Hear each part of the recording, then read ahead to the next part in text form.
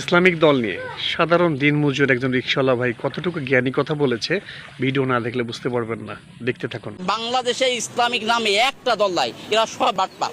রাষ্ট্রপ্রধানকে অপমান করলো যে জামাতের আমির, কাটা কি ভালো বুঝছে? রাষ্ট্রপ্রধানকে অপমান করা মানে পুরো বাংলাকে অপমান করা।